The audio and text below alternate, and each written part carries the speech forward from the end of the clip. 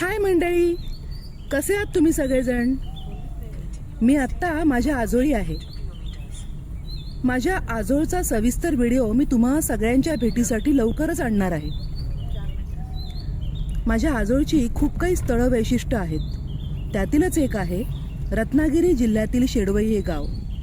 हे गाव माझ्या आजोळपासून गाडीने 20 मिनिटांवर आहे. गाव निसर्गाने परिपूर्ण आहे.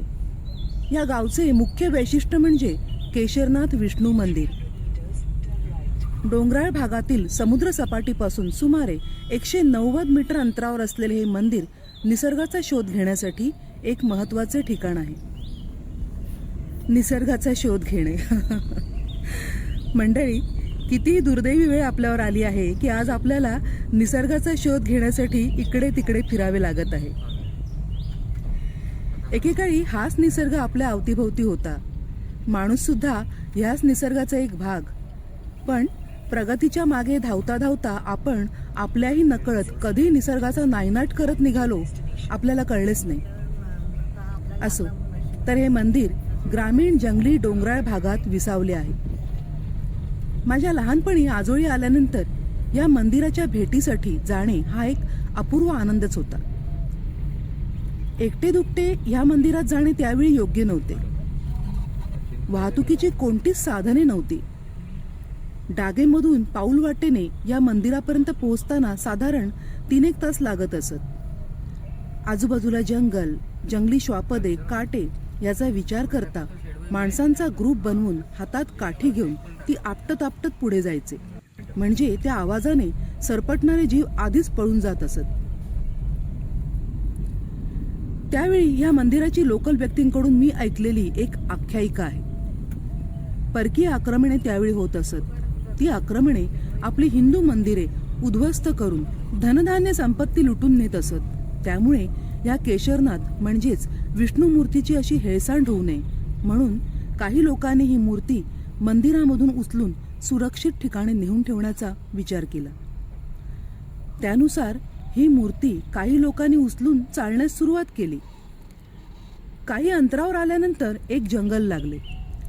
अगणित वृक्षांनी वेढलेल्या त्या जंगलात निसर्गतः खळखळा वाहणारे निर्झर होते. पक्ष्यांचा किलबिलाट, प्रचंड मनःशांती देणारी जागा. अशा ठिकाणी थोडा वेळ थांबल्यानंतर मूर्ती जागची हालेच ना. आणि मग केशरनाथांनी स्वप्नात येऊन सांगितले की ही जागा मला आवडली आहे. मला इथून कुठेच जायचे नाही आहे. ती जागा म्हणजे शेडवई.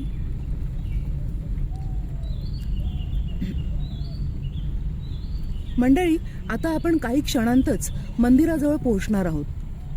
मंदिराजवळील धबधब्यावर बांधलेला छोटा पूल आपण क्रॉस केलेला आहे आणि आता आपण मंदिर परिसरात पोहोचलेले आहोत.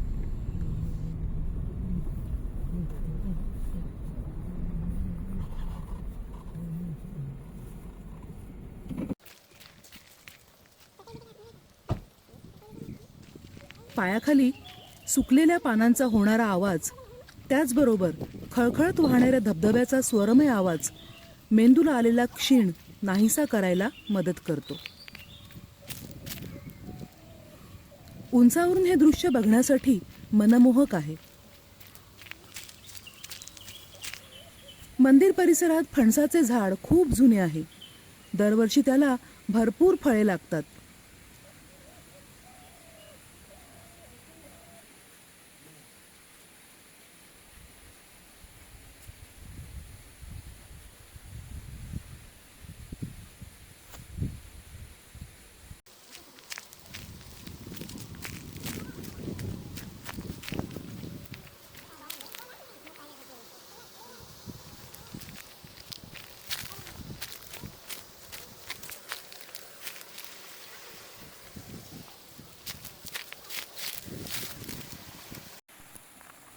धबधब्याजवळ जाण्यासाठी जांभ्या दगडात बनवलेल्या पायऱ्या आहेत. तासनतास काहीही न करता तिथे बसून एक वेगळाच आनंद लाभतो. मुख्य म्हणजे मोबाईलची आठवण अजिबात होत नाही. अहो, एवढंच काय, मोबाईल नकोसाच वाटतो. आहे की नाही आश्चर्याची गोष्ट? नैसर्गिक वाहते थंड पाणी पिण्यासाठी मिनरलयुक्त आहे. अहो, बिसलरी पाण्याची चव सुद्धा ह्याच्यापुढे फिकी आहे. इतका सुंदर धबधबा इथे पोहण्याची इच्छा होणार नाही असं होत नाही. लांबून लांबून लोक इथे पोहण्यासाठी आपल्या शरीराचा मनाचा शिणवटा काढण्यासाठी येत असतात.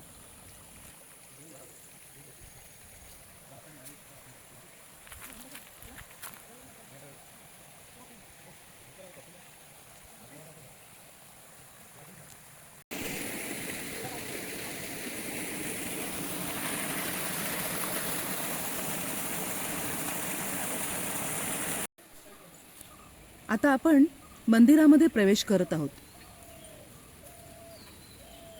केशरनाथांची अतिशय सुंदर, सुबक, कलात्मक, साधारण 3-3.5 फूट उंच असलेली ही मूर्ती. मूर्तीच्या डोक्याच्या बाजूला महाविष्णूंची विविध रूपे कोरलेली आहेत. नरसिंह अवतार देखील त्यातलाच एक भाग आहे. त्यांच्या हातातील चक्र अतिशय सुंदर नक्षीकाम केलेलं आहे. ही पूर्ण मूर्ती काळ्या पाषाणात घडवलेली असून ती बनवण्यासाठी कारागिरांनी प्रचंड मेहनत आणि वेळ दिल्याचे लक्षात येते. ही मूर्ती म्हणजे प्राचीन भारतीय शिल्पकलेचे अतिशय उत्तम उदाहरण म्हणता येईल. कडेलाच बाप्पांची मूर्ती सुद्धा आहे.